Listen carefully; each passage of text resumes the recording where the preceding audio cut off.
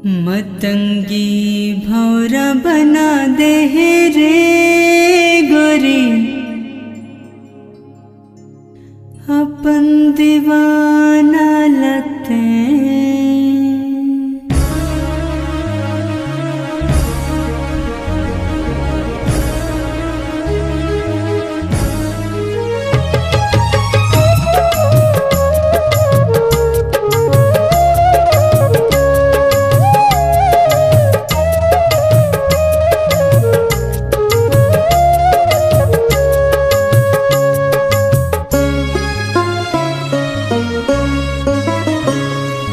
मतंगी भौरा बना दे रे गोरी, अपन दीवाना लते।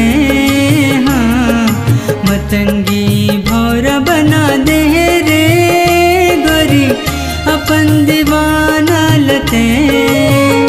मुला सुते रुआए रे, मुरले से तेरी साए रे। मुला सुते रुआए, मुरले से तेरी साए।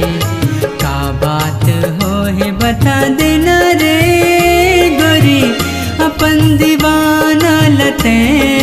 हाँ, मतंगी भौरा बना दे रे गोरी, अपन दीवाना लते।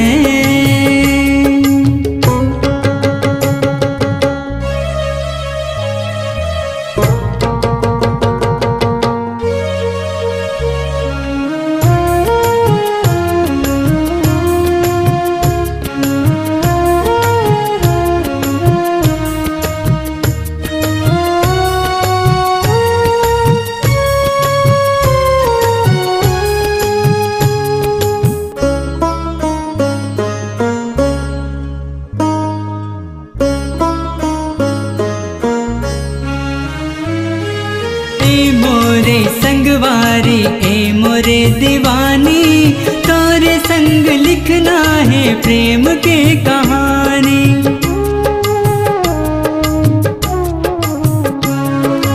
ए मोरे संगवारी ए मोरे दीवानी, तोरे संग लिखना है प्रेम के कहानी।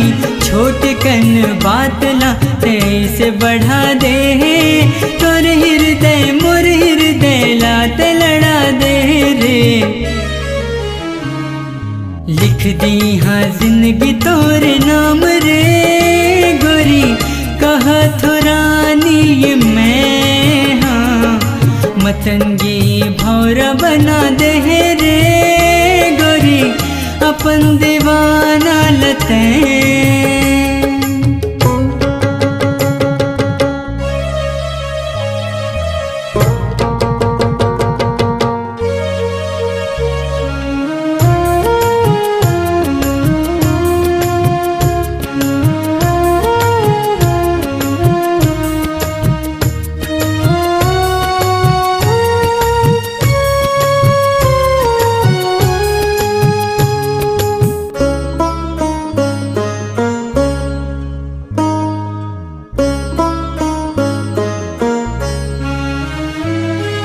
संग जीना है संग मरना है, खाए रहे क्रिया। कैसे हो बेरे संग बिछड़ के ते दुरिया।